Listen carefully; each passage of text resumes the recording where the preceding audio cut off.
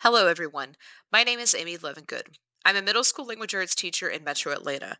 My original degree is a Bachelor of Arts in Writing from Georgia Southern University, and I later became an alternatively certified teacher. My teaching experience ranges from 7th to 11th grade language arts for a variety of student populations, including special education and multilingual learners. I am completing this course to fulfill my Master of Education in Instructional Technology and School Library Media. I chose to complete the dual certification because, on a personal level, I have always loved the library since I was a student intern in my high school library. On the professional level, I want to serve the wide range of needs for any school I may work at during my educational career. My portfolio is divided into four sections. I have my home page with an About Me, a picture, and social media links. The next page contains my blog, which I completed within a Google Doc. The next page includes my practicum sites with the specific schools, technology staff, and links. And then all the way down at the bottom, I have my practicum hours. And then on the next one, I have my ISTE standards, and I have individual links as well as a link to the standard. And then we also have individual links over here.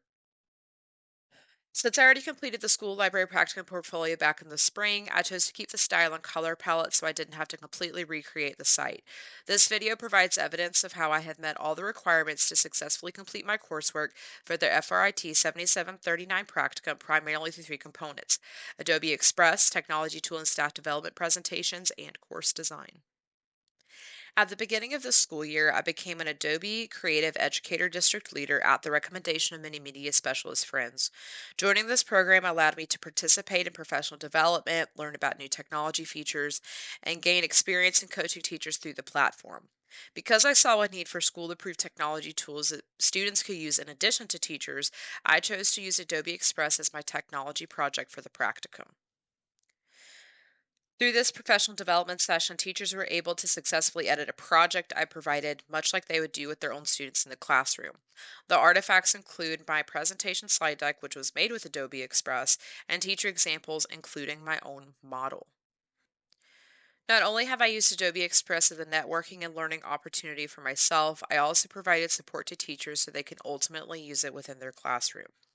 In turn, teaching teachers how to use the platform means that if implemented in the classroom, students can increase engagement, allow creativity in their work, and foster digital citizenship skills, including responsible AI use. The next area of focus is technology tool and staff development presentations. These showcase my focus on developing technology skills and responsible use for both teachers and students alike.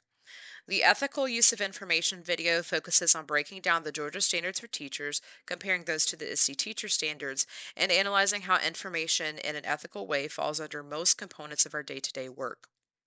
Introduction to Computer Science gives an overview of technology components. This video teaches teachers key information and defining what computer science is while describing the differences between components of a computer system and its storage.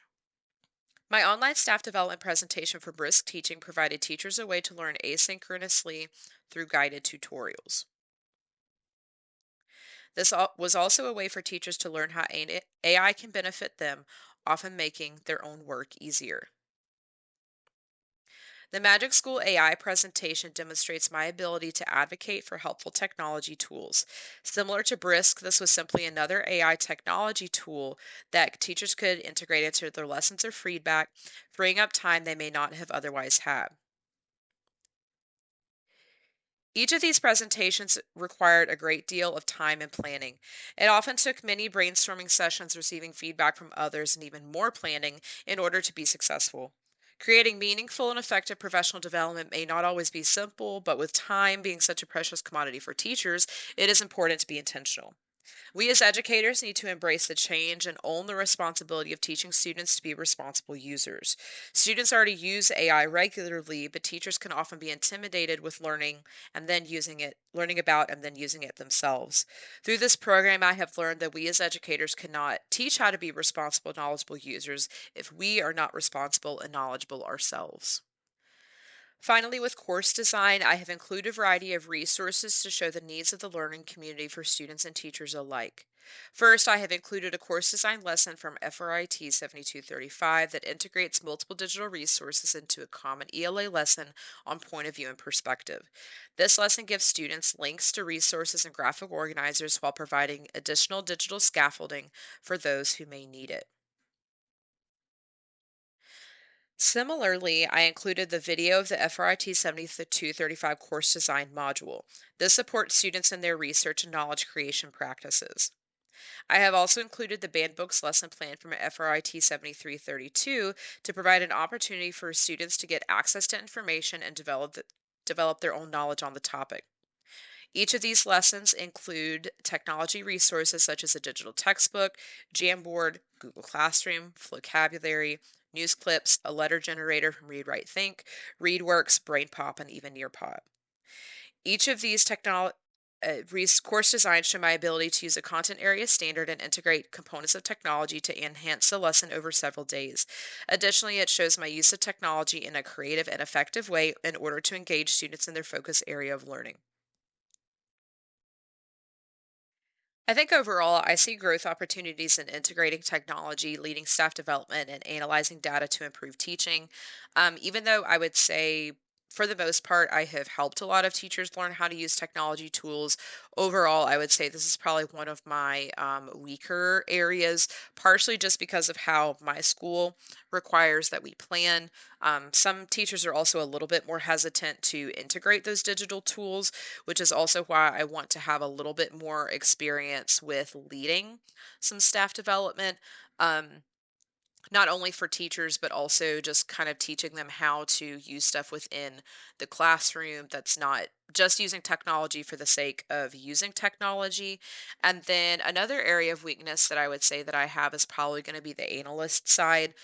I am not a mathematically minded person, and even though on a day to day I might analyze data as a teacher and deciding how I can change those instructional moves for my own students, it can often be really intimidating, especially since it's not something that I would consider to be one of my strengths.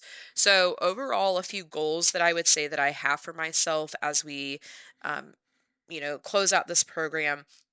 I want to get better at choosing the right digital tools for different learning goals and student needs, especially when it comes to scaffolding or even differentiating assignments for special education or gifted learners. I also aim to strengthen my skills in delivering effective and accessible training for teachers. So, giving them training on things that they actually want training on. My county in particular is really great at providing resources, but they're not always great at teaching teachers how to use it or giving us time to learn how to use it, or even supporting us with integrating it in our own in our own classroom. And then another thing that I want to do is improve my ability to analyze data and use that information and those insights to guide my instructional strategies, which can also help the coaching side. And this growth will help me become a stronger leader in educational technology.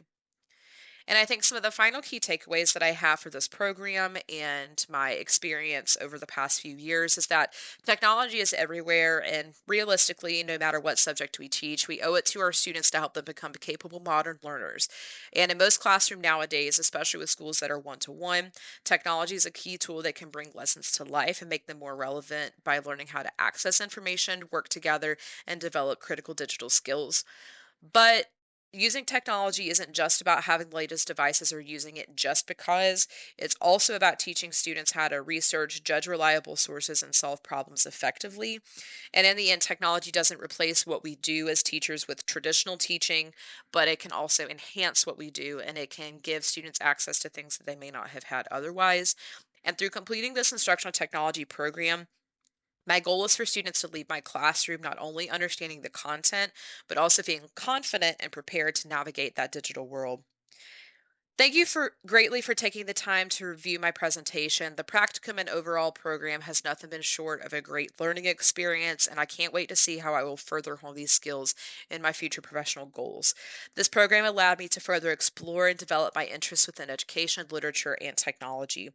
It is hard to believe my last semester is coming to a close and has put me at the finish line of completing my dual endorsement master's degree. I am proud to be attending Georgia Southern all over again as a soon to be Double Eagle come mid December. Thanks for watching.